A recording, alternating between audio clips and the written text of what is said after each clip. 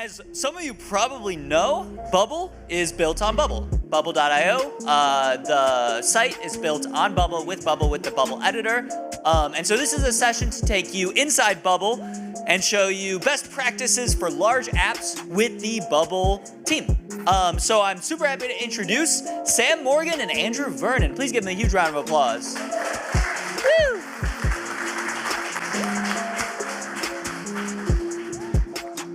Hey everybody.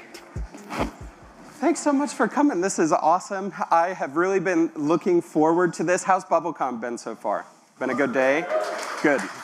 That's awesome. Well, we are excited you're here. Like Ryan mentioned, some people might not realize this, but Bubble is built on Bubble. In fact, if you go to our website, everything you see other than the editor is a massive Bubble app. Now, Sam and I happen to be part of the team, 2 of the 4 Bubble developers at Bubble that help build and maintain that app. And so I wanted to, I'm not doing my slides here we go. I wanted to tell you a couple interesting pieces of info about our app. So a couple things to know about Meta. First of all, the name. We affectionately call our Bubble app Meta because it's built with Bubble, at Bubble. Just kind of a fun name for it. The other thing is it is Bubble's largest app. We have more than 4 million users in the database, and it functions just like any other Bubble app, any app that you have access to. We do have a couple special bells and whistles that you might not have access to. So just to tell you about some of those that you might find interesting. When you create a new application at Bubble, that runs through a regular workflow in our app. We just have a special action called create application. We can pass in the name, the plan that it's going to be on, who owns it, and those sorts of things. But it's an app, just like apps that you're used to. We do have 4 devs on the team. Like I mentioned, Sam and I are 2 of those. I probably should have introduced us. My name is Andrew, and this is Sam. Perfect. All right. Awesome. So a couple things that you might find interesting about our team in particular and how we work. So just some info on development at Bubble. So we do work in 2-week sprints. Our team happens to be structured very similar to the rest of the engineering teams at Bubble. And so what I mean by that is we have a PM, product manager, and also a designer that are embedded on our team. And we also work really closely, cross-functionally, with most of the teams at Bubble. So that includes marketing, sales, asks come really from every direction, engineering in particular. In fact, one thing that might be interesting to note is that most of the billing logic at Bubble actually lives in our Bubble editor as well. But there is quite a few connections that go back and forth between our Bubble app and the code base. And so we work very closely with engineering to allow those to work, to communicate back and forth, and make sure that as we're building, that's being done in a way that doesn't introduce bugs, or break any of the billing or other business logic that exists. One other thing to mention that I love about our role, I think it's just awesome, is that we have the incredible opportunity to give feedback on the product, which is really cool. We use our own product, which I love. It puts us in a unique place to be able to get hands-on features a lot of times before they go live, and share feedback, feature requests, and all of those things. So I love that. But to jump into today's session, we thought it would be really interesting, given the size of our Bubble app and how our team works, to talk about 3 things in particular. So first of all, Sam's going to cover version control and how our team thinks about version control, the strategies that we take as we use version control as we're developing, which is really important, especially as your application grows and scales. The other thing we wanted to talk about is analytics and experimentation. Our team is pretty data-driven. And so quite a lot of what we do, we actually A/B test on Bubble in order to test the best outcome, UI, logic, whatever that is. So wanted to talk through that as well. And then finally, automated testing, which is a great way to make sure that we're catching bugs and hopefully stopping them before they even go live. And so very excited to kick things off. I'm going to hand it to Sam to talk version control. Awesome. Thanks, Andrew. Cool. Everybody's favorite topic, version control. Just so I kind of know who I'm talking to in the room here. So how many people, I know you don't get custom branches with some of the earlier plans on Bubble. So how many people use version control extensively with a lot of custom branches and things like that? Okay. And some people, not so much. Cool. And then just another question. So how many people find version control incredibly frustrating in general? Okay, cool. Yeah, a lot of people. So yeah, what I want to talk about is how we think about version control. Some of the best practices we use to help minimize conflicts. That's really one of kind of the key reasons that we have all of these systems in place. Version control in Bubble development is basically just separating your development into different branches so that you can keep things well organized. That's really the idea here. Luckily, we don't have to create all these best practices from scratch because version control has been around in software development for a very, very long time. As an app matures, we usually have like multiple streams of product development happening at once. So having good practices for version control helps keep everybody well organized. And again, the key thing is minimizing conflicts. So just to highlight a couple of the best practices that we have. Short-lived, feature-specific branches. Working in different branches may seem obvious. Keeping your deploy pipeline clear. Syncing often with your live version. And communicating. And I'm actually going to say over-communicating is one of the most important things in maintaining good version control practices. We're going to dive into all of these and talk more specifically about them. What I wanted to show is just an example of how we think about versions, how we name them, and really highlighting the feature-specific nature of how we create our versions. So here you can see Andrew was working on something related to onboarding. John was working on something related to agency profiles. Maria worked on the Bubblecon landing page, and I was working on some RFP matching stuff. One of the things I want to highlight is that it's really common, if you haven't used version control before, to set up a branch for each developer. And I really don't recommend this. Remember, one of the key things is short-lived and feature-specific, right? The reason that is because the shorter-lived a branch exists, or I should say the shorter a branch exists for, the less chance you have to create lots of conflicts, and it just keeps the bloat down. So we tend to create a branch for each feature and then delete it when we're done. Usually this looks like a branch might live for about 2 weeks. Sometimes for bigger projects, it could actually be a lot longer. But again, the key is feature-specific and short-lived.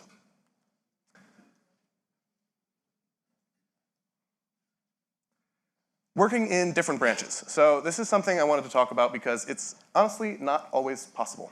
A lot of the frustration from version control comes from conflicts, right? When we merge two versions together, we get a lot of conflicts, usually that sometimes we aren't expecting, and that can be very overwhelming. We can sometimes choose the wrong conflict and end up with a very, very messed up version that we then have to revert. We work in separate branches whenever possible. And this is most of the time. But there's kind of a key thing. If we're working on overlapping surface areas, we usually choose to work in the same branch. The reason is that conflicts arise when you touch the same element or workflow or entity in Bubble, right? And so anytime you're working, like a good example of this is, some of you may remember we redid the home page about a year and a half or so ago. That was a massive undertaking and a really, really big build with a lot of moving parts. We knew that trying to separate out that work into different branches, even if different devs were working on different things at the same time, was going to end up in just a ton of conflicts that we didn't want to deal with. So instead, we work in the same branch. This can be a little frustrating. If you attended Alessandro's talk earlier, there was a question about the refresh banner, and that's probably the most frustrating part of working in the same branch. But good news is we hope that will go away eventually.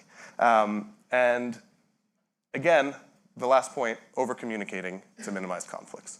When I talk about communication, we use Slack, and I'll show an example of that in a little bit, but it's really just about keeping everybody updated on what you're doing. If you're touching a feature that you think someone else might be touching, it's important to just flag that, right? What do I mean by keeping the deploy pipeline clear? So we have a pipeline where we have a branch called main. Everybody has a branch called main. And then we created a staging branch off of that. This becomes our pipeline. So everything that we work on is a child branch of staging. The reason that is to, again, separate out all the feature development. But when things come through, we can often collect a lot of different bits of work in staging and sort of test it all at once before coming through the pipeline. Keeping it clear just means avoid blocking this, right? Do not work directly in main, do not work directly in staging, because you want to keep that pipeline clear so that if at any point something needs to go out, or maybe somebody finishes their work before you do, you can go ahead and merge it through without worrying about accidentally sending some work live, right? Syncing. We all see that little red sync with live button that pops up. I do this every time I see it, possibly maybe too often. But again, my goal is to have the least amount of changes with every merge. And so if I see that button and I know something just went live, I want to bring those into my branch as soon as possible. It doesn't ever really pay to wait. That doesn't mean I'll stop what I'm doing every single time, but for the most part, I'll try to get to a deploy or a sync very, very quickly after a deploy happens. Here's an example of some of our communication, right? So I know it's kind of silly to just put Slack messages up here, but this is really what it looks like. You can see on the left side, Maria's asking John if she can just sneak some SEO into the deploy really quickly, and then sort of clarify that, yep, it's in staging, right? This is actually a good example of when we do just touch staging directly. If we're communicating about it, Maria knows here she doesn't have to create a whole separate branch for what she's doing. She can just throw some changes into staging, knowing that John is about to merge that through main and push it live, right? Over on the right side, I was double checking here because I knew that there was a lot of stuff already in staging. And I was getting ready to deploy, and we just want to make sure, hey, I noticed that these 2 tickets are here. Are they ready to go out, right? I can't stress enough that communication is the key to minimizing your conflicts with version control. It's super, super important. And I'm going to pass it back to Andrew to talk about A/B testing. Woohoo. Thanks, Sam. Perfect. Yeah, so version control is super, super important. I'm curious, how many people have done some form of A/B testing in their application? So a few. Okay, sweet. So we thought it would be really interesting just to talk through A/B testing, how we think about it, when we use it, why we use it, all of that. So we're going to plan to go through the what, why, when, and how of A/B testing. So first of all, what is A/B testing if you're not familiar with it? Really, at its core, it's basically the process of taking could be UI, could be logic, could be some sort of functionality on the front or back end, and comparing them, measuring the results to understand which one is better. And better is subjective. That can change based on if it's UI or if it's some sort of workflow where maybe you're tracking data and how accurate the data is. Or if it's a front-end thing, you might be tracking conversion, how often a user actually clicks through and converts on whatever action it is that you'd like for them to test. But the general concept is you're taking 2 UIs, 2 versions of a workflow, and comparing them. Typically, we call this control, which is the existing UI, how it stands today, and then at least 1 variant, which is some form of a change that you're going to measure against. Now, this is a very, very simple example that we actually ran recently. Most of you, because you are existing Bubble users, probably didn't even see this. But on our sign-up page, we ran an experiment to test the impact of requiring a first and a last name as part of sign-up. Really small change. But a lot of times with A/B testing, and we're going to get to this in just a bit, you can use it as a tool to understand if a change that you're about to implement is going to have a heavy impact on a key conversion metric of your business. In this case, we're putting a required field right in the pathway of a user who's trying to sign up at Bubble. And we wanted to make sure that that would be a safe adjustment to make. And so in this case, basically the control we can see on the left, and then we had a variant group on the right that required first name and last name.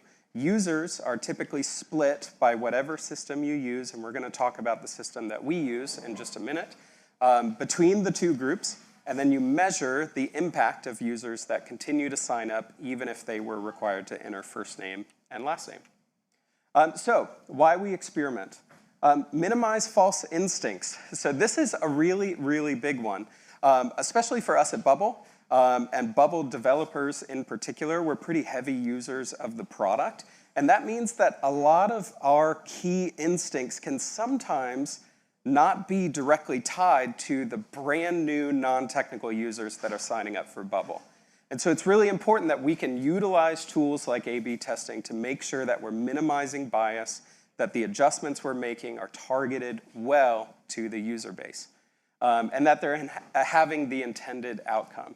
Also, user insights. So it gives us some really interesting outcomes with the data. So you can track A/B testing, and you can track conversion across whatever your conversion metric is, and really understand how your users behave over a period of time, which can be really interesting. It can put you in an interesting position as the developer to better understand your users and cater your app to those users, which is, I'm sure none of you would dislike having that ability. Another one to talk about, and we mentioned this earlier, is preserve key metrics. So for all of us, there are certain metrics in our app that are of utmost importance. One of them for Bubble is sign up. Another one, just to give you an example, is converting from sign up to creating your first app. That's really important to us. We think about that a lot on our team. And so these are key metrics that we want to make sure we're protecting. And I think it would be a really interesting exercise for you to think in terms of your app and some of the key metrics that you might find really valuable to either protect or inform decisions going forward. And then the last one, just assessing the impact of UI and UX changes. So our designers talk to us about this a lot. But anytime you put something on a page or you remove it, that is a decision, and there's some amount of noise that's being put in front of your users that can either add to the experience, take away from it, it can create confusion, or it can lead to a conversion. And so any of those adjustments that you make, especially with larger apps with large amounts of users, if you can measure that and inform those decisions, it can really be helpful. So when to experiment. This has been a big topic of discussion for our team. If you think about it for a second, experimenting is one of those kind of alleys that you could go down as a developer where you could run yourself into a wall trying to experiment on every little change. And I do think that as developers, we do have intuition to be able to know at times this change is worthwhile, it's only positive, it's safe to make. And so where our team has landed, what we would recommend to you is that we only run an experiment if there's a chance that you might roll back. And so just to talk through what that might look like what's a chance of rolling back? So one of those might be our team works very, very closely during shaping, which is kind of the process of leading up to a project starting. And so if there is a lack of consensus across our team about a particular change, that's usually an indication that an experiment might be the best next step. Another thing is if it touches a key metric. That's usually a really easy red flag. If this touches sign up, if this touches app creation, we should probably experiment rather than just throwing something out with a deploy. So usually that's a really good one. If you know, though, that the change you're making is, you're not going to take it back, it's better for the product, it's a clear win, we would advocate that you deploy it. You do have a sense for your app, you do have a sense for your users, and so that's the balance that we've struck. We found that to be really, really useful, and so would make that recommendation as well. So just to talk about our tools, in case you find this interesting, so we use two tools in conjunction to run A/B experiments here at Bubble. The first one is Segment. How many are familiar with Segment? Sweet, yeah, quite a few of you, that's awesome. So Segment is basically user event tracking. So in Bubble, if you click a button to create an app, we fire an event called application created. That allows us to track and have analytics on how often is this happening, what led to the user taking that action, that sort of thing. And so Segment does that for us. There are other tools that do this as well. Segment's not the only one, but it's the one that we use at Bubble. And then Amplitude is a really interesting tool that is very good at analyzing those events and also running the experiment for us. So what that looks like is that typically we will set up an experiment in Amplitude, like the sign up experiment with first name and last name. We will communicate the key metrics that we want to watch, and then Amplitude will actually help us understand if a user should fall in the control group or the variant group. And we build in a way with conditions on our UI or on our workflows to tell it if the user is in control, do this or show this. If they're in the variant, do this or show this instead. And really, that's it. That's kind of it in its simplest form. Now, one thing I wanted to point out about this is that these tools are great. They make our lives super, super easy. They are purpose-built for A/B testing, but you don't need them. In fact, out of the box, everything you need for A/B testing, for tracking conversion, for splitting users into control or variant, for making sure that different UI appears depending on the group that a user is in, all of that can be built in native Bubble.